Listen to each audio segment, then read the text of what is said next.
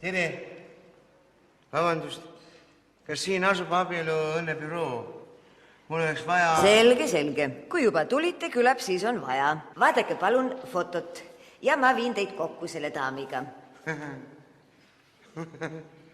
Mis ma taga peale hakkab?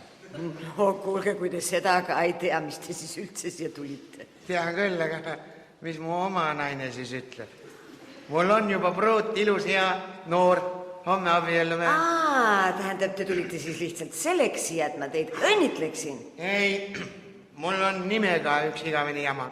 Et asi on juba nii kaugel. Poiss või plika? Kuidas teile öelda? Kuulge, te teete ometi vahet ju. Ma mõistan, teil on kaksikud. Palun, siin on Indrek ja Iive, Andres ja Aave, Ondrei ja Olga, Evald ja Eva ja... Kas tohiks vahele ka segada? Või loete mulle terve nimede raamatu ette? Kuidas soovite? Ma sooviksin perekonna nime, ühist liignime, saate aru, aga ei oska seda niimoodi vormistada. Oi, see on väga lihtne, passilauas. Võite ühiseks võtta naise nime või mehe nime, see on maitse asi.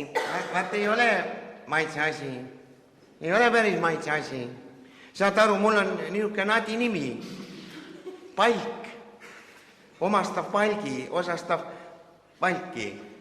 Tõepoolest veidi puine nimi küll, eriti see osastav. Ja minu välja valitu on Palk. Saate aru, palga. Suurepärane, siis pole ju kummalgi uut passi tarvis. Ei no passi pole tarvis, aga selgust on tarvis. Kumb võtta, kumb jätta, Palk või Palk? No ma ei näe siin mingit vahet.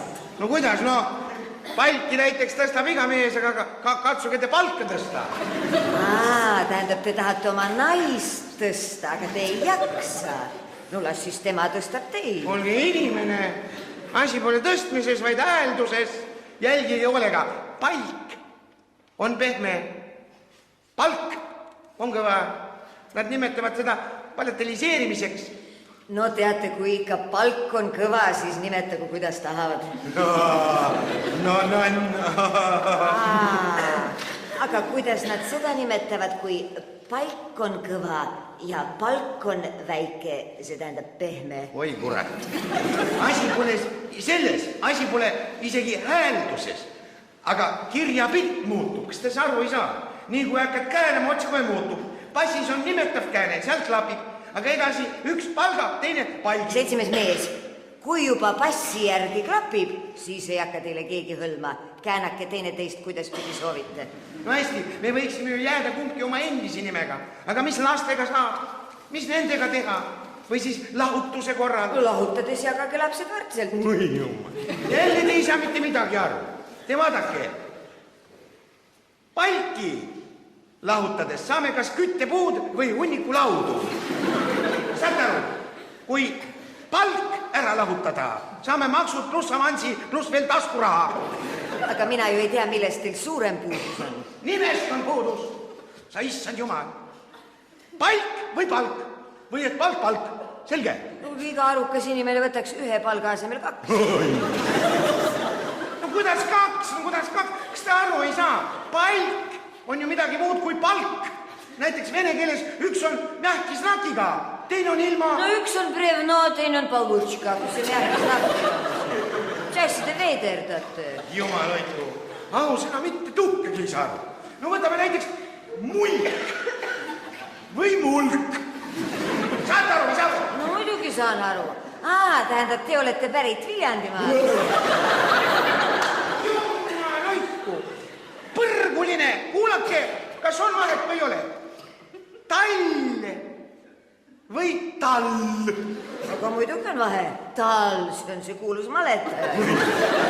Absoluutne. Mõtelge natukene. Mõtelge ja siis ongi käes. Mõtelda on vaja. Kuulake, pann. Teate ju, pann. See on see Poola pann. Või ei, Poola pann, teate, saate aru. Ja samas on pann, on niimoodi köögiriist, on vaja. Kuulge, te ärge minge sihirikuks. Oletame, et meil tõesti ei ole Poola panne. Aga Poola gaasipliite on Mustamäel küllalt. Kurat, ma kaevan teile. Pool olemas. absoluutselt taipamatu inimene ja töötab abielu õnnebüroos. Häbi, mis teie nimi on? Mina olen Mann. Aga võib-olla siiski Mann. Ma ei näe seal mingit vahet. Ja liignimi?